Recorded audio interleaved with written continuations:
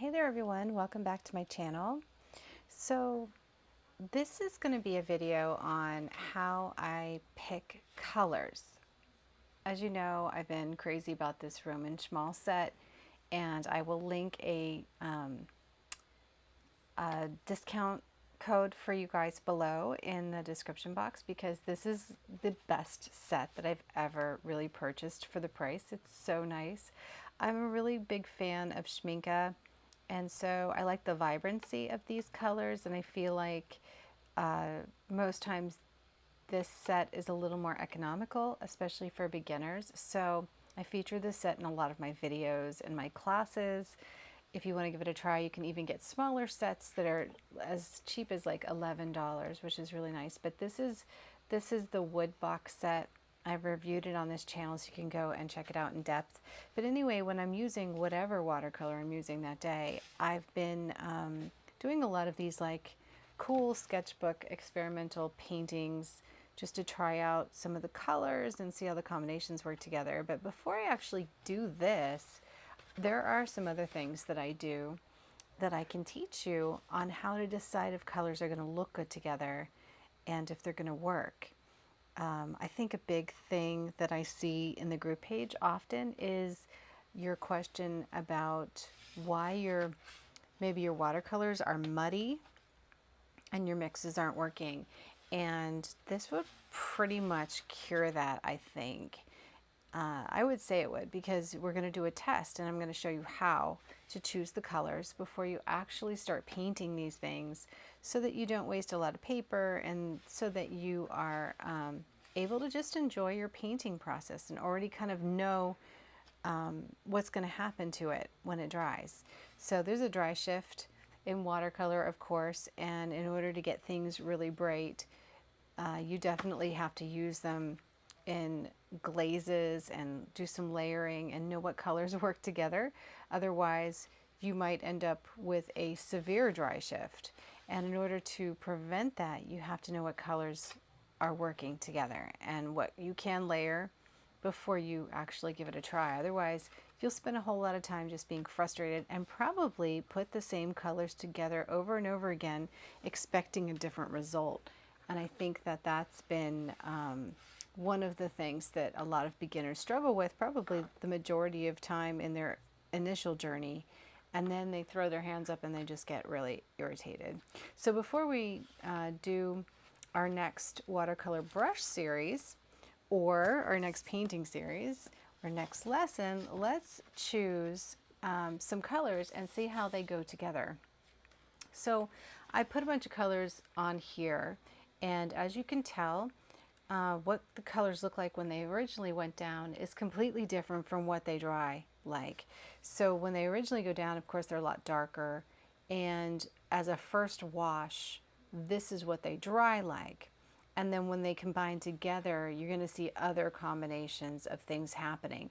Some of the colors will push away the other colors, and they will be able to be layered without turning to mud, and some won't. Some will get a lot more dusty and have definitely a very dusty look. So, and then some will maintain some darkness, some will get granulation, which is like that texture, kind of looking like the minerals are there. I love the Roman Szmal watercolors because you can do them very lightly, but you can also, you can paint with a ton of water, or you can do them with a little more concentration. So that part is going to be up to you as far as like what you decide to do them with. But when I'm choosing colors, for instance, there's a difference between like the mineral violet that is like this really deep purple, and getting a beautiful purple from mixing like quinacridone magenta, which is a bright pink, and like a French ultra blue, and then adding a little more French ultra to it in order to develop out more of that deeper purple. So you can see I'm getting a purple, and just as I add more of one color or another to it, it's going to get deeper in its range, right? But this is going to dry differently than this combination. And it's all because of the colors that are used. Like for instance, if I take manganese violet and I mix it with French Ultra or cobalt blue, each one is going to mix into a different kind of purple. And then they're going to have a dry shift. And you need to kind of do this on paper to see how the combinations work together. So if you're going to use them in a background, or you're going to use them, you know, to paint a flower or something, you want to know what consistency you need, like how dark you have to lay down that first wash, and even if they'll glaze correctly. You know, like this mineral violet, as pretty as it is, it actually will dry very, very lightly if I'm not careful about how I lay the color down. So this process itself on this sheet of paper here, and using the paper also that I'm actually going to paint on, is very, very important. But this process has to happen in order for you to know what your colors are going to do. Sorry, I don't know what's happening with my camera. It just keeps freaking out. And then as you know that, you kind of make a mental note to not do something again or to do something again. So this next combination is the phthalo blue red shade that is also in this one thing. I mean, it pretty much can do anything from here, right? My quin magenta is going to mix with that, and that's going to give me those deep, beautiful purples. Now, if you notice, the phthalo blue red shade is very bright and bold, and that's not going to have as much of a dry shift, just knowing from experience, as some of the other blues.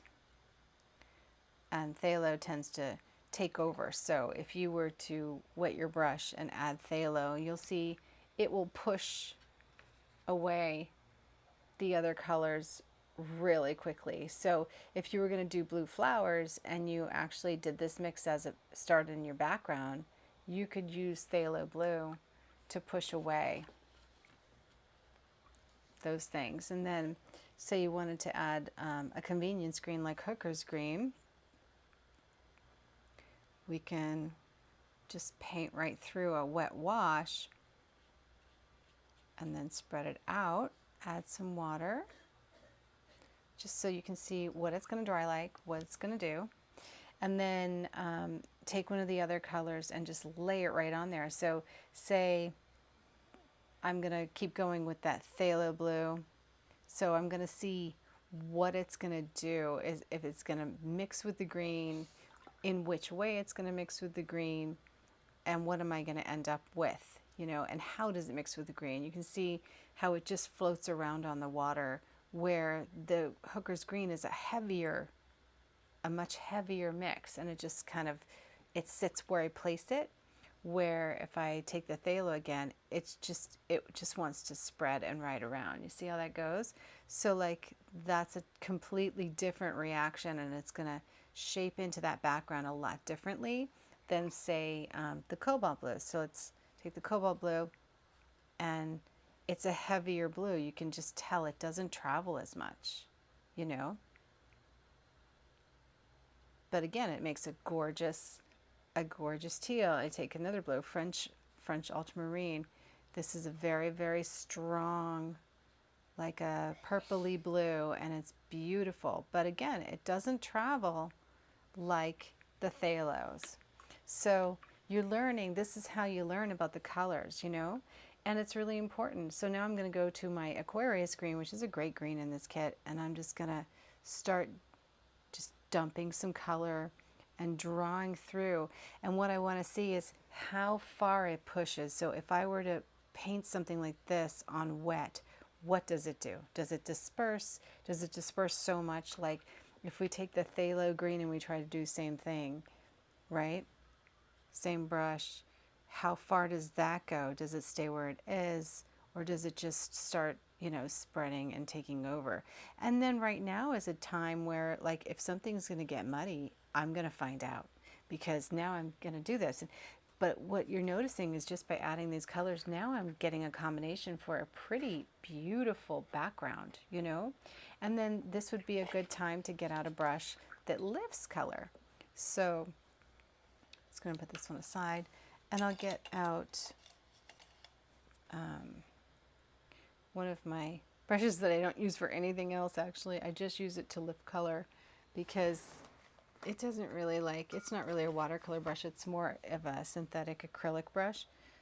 And if I just use some clean water and wipe this off, this is going to show me which colors leave more of a residue in my 100% watercolor paper. This is 100% cotton. This one is Fabriano. But you know, in florals, you need to be able to preserve white space, and sometimes that requires lifting back, and you want to have that flexibility always. So I'm just kind of going over different pieces here, and this is before they dry completely. So you can see like where the phthalo is, you might have to go a couple of passes as it dries because it just wants to turn back in on itself. And like some of these, once they're dry, you might have to do a couple of passes to push that color out of the way. You know, like the purple, once it's drying, it's a gorgeous color dry, but it does leave like a little bit. You can't get it right back to white, not like the brights here. It's kind of like a shade of white with a little bit of purple, which is lovely, especially in a flower. You know, like if I were going to shape a flower, I could literally, this is a really small area and I have a big brush, but I can literally pull out some petals right here, just with a little clean water, wiping my brush off. And look at that, you know, so, and I can keep pulling it all the way back to white.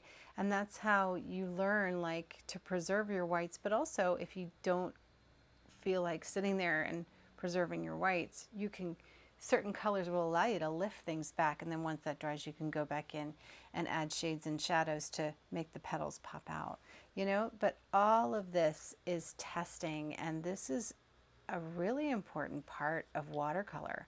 And becoming a really good watercolor artist is by doing these tests and, you know, seeing how they all work out. So give it a try. And before you get to doing things, don't waste another piece of paper. Do some tests like this, because I think this is really, really important. And so sorry about the